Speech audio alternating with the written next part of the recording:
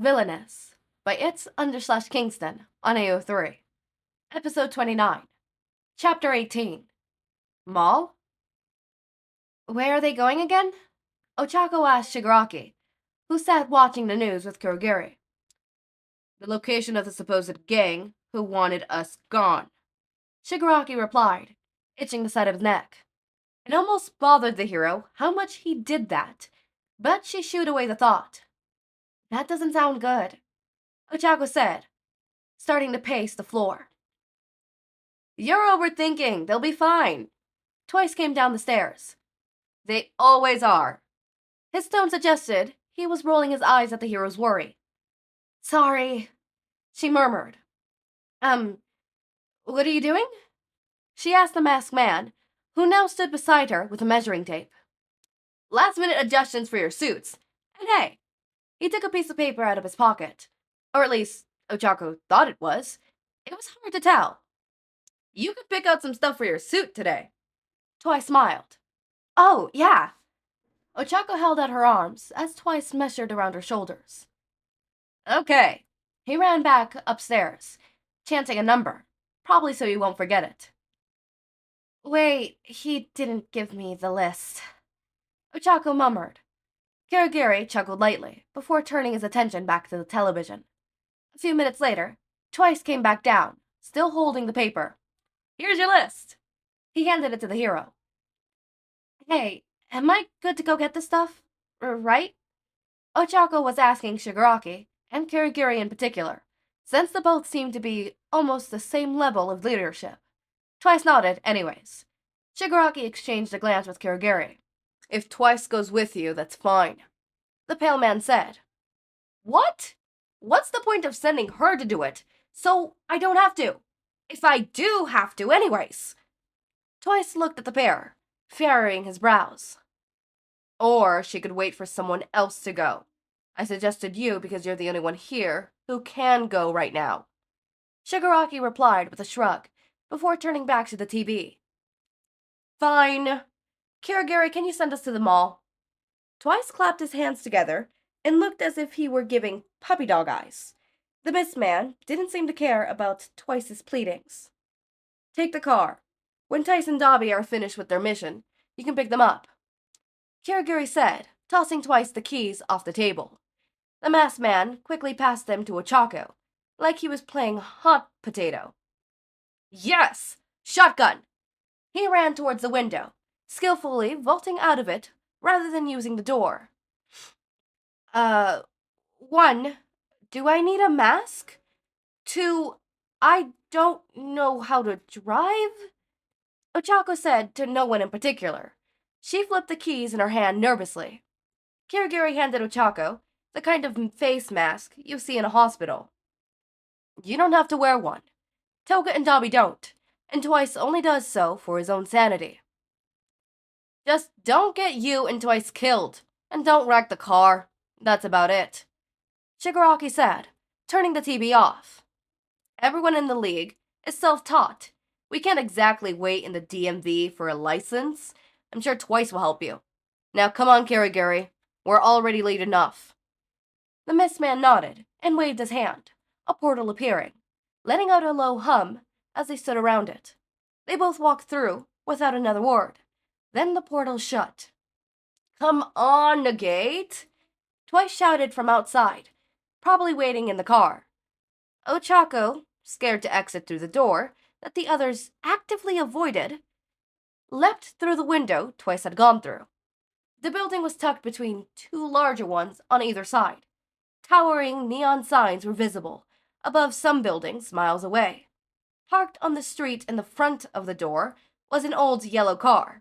The yellow tone had faded significantly, leaving it an almost white color. It had no license plates, and Ochako wondered how it went unnoticed in any situation. Oh, finally! Twice was fanning himself with his hand as he sat in the hot car. It wasn't a particularly hot day, as it was mid-August, but the car had been parked in direct sunlight for some time. I am baking it here. Sorry. I don't exactly know how to drive, or where we are, so... Ochako sat down in the driver's seat. I'll teach ya. Twice gave a thumbs up. Put the key in the engine to start it. We stole the car and the keys, so we don't have to rig it. Now, turn the key forwards and boom! Car's on. Now, hands on the wheel, and the left pedal makes you stop, the right one makes you go. I think. Just test them both to be sure. Oh, but it's still in park, so move the stick thingy forward? Yeah, okay. To the road we go! It wasn't actually as hard to drive as Ochako thought it would be. More or less, it was like a racing game she'd played with Mina and Sue in UA Common Room. Mina would always win, claiming to be the Mario Kart Ultimate Champion. Where do I turn again? Ochako asked twice, who was reclined back in his seat to take a nap. Huh? Oh, left. You can't miss the sign. It's giant and blue. Okay. Ochako nodded and began looking for the sign. Her thoughts began to drift back to Toga and her mission. Well, Dobby was there too. Both had been gone when she woke up that morning. Apparently Toga had left through the window and weird downstairs, instead of waking Ochako up to use the door. Twice had told her not to worry, but she could not. As to why she couldn't not worry, she wasn't sure. She just didn't want anything bad to happen to Toga. Or Dobby too, of course. Left here, Twice said, and Ochako took the turn.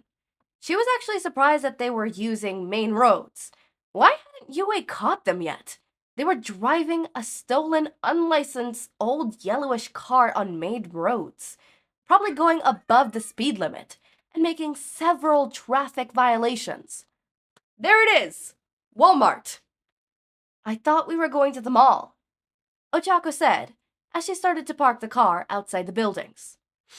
Walmart's closer. Besides, they actually have what we need for your suit, and... Twice began to tap on the dashboard for a drum roll. Dobby said he'll cook dinner if we pick up food. Is that good?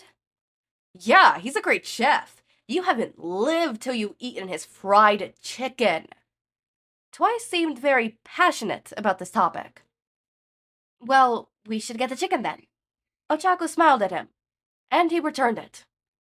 So, you and the hero, Dobby said, sitting beside Toga on the roof.